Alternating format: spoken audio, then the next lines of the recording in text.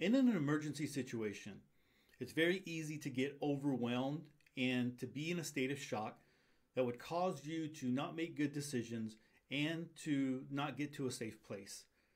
Hey, I'm Todd Sepulveda, the editor of Prepper Website and the host of the Prepper Website podcast. Listen, family emergency plans should be part of every family, regardless of their views on preparedness. You don't need a huge, big old book with pages and pages of things that need to be done. I'm talking about a family emergency plan that is a one-pager. So let's talk a little bit about what should be on this one-page family emergency plan. At the very top, you probably want phone numbers. Now, these are phone numbers of family members that are going to be involved in this family emergency plan. The truth of it is we're so used to dialing up somebody on our cell phone and not really memorizing the phone numbers like we used to back in the day when we used to call and use an old school phone. So you want those numbers there.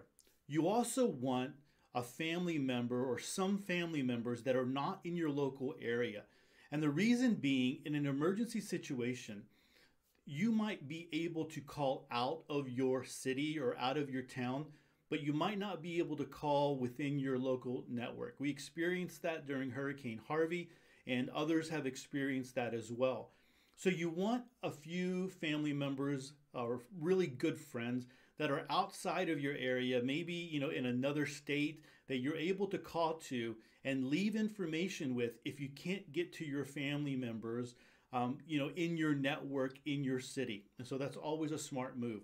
You probably want to have the doctors that your family members go to there up at the top. You want the phone numbers to the local police and the fire departments more than just the 911 numbers.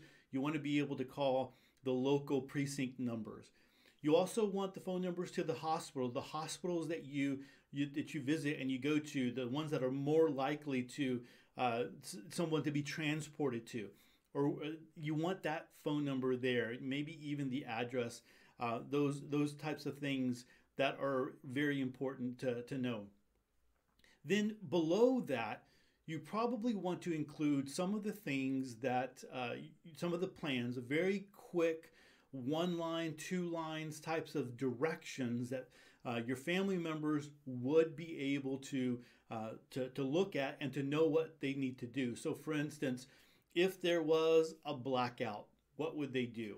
All right. If there was an earthquake, what would they do? If there was a tornado and they came back to the house and the house wasn't there, where would they rendezvous? Where would the family rendezvous?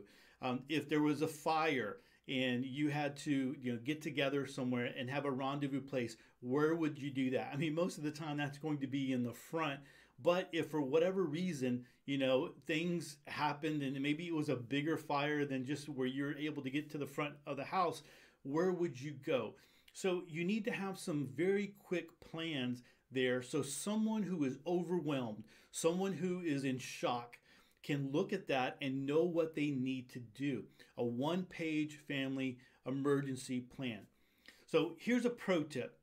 If you create this emergency plan inside of a Google Doc or let's say a Microsoft Word, and you're able to create it there, then it's very easy for you to change it up whenever things change. You want to revisit this maybe on a yearly basis. And so you can print that out and give it to your family members. Ladies can fold it up and put it inside of a purse. Guys can fold it up, maybe put it inside of a wallet. You can put it inside of your glove compartments or a briefcase or a backpack or places where it would be very easy to get, maybe multiple copies. The other thing that you can do is download it as a PDF. If you download it as a PDF and then you send it to your family members through text messages or through mail, put it in their email. And so you send it to them, every year they have a fresh copy in their email. They're able to access it very quickly. Some family members have Facebook groups just for their family. You might not want to do that. There's a lot of people that are in, preparedness and self-reliance that do not want to deal with something like that. But I'm just saying you want to have multiple copies of your family emergency plan in different places so it's easy to get to. You want it to be easy to get to and you have important information. What other types of information do you think need to be in that family emergency plan? You can always leave that room for that at the bottom of your family emergency plan and include that for your family members. Thanks so much for watching this Family Emergency Plan 5-Minute Prep.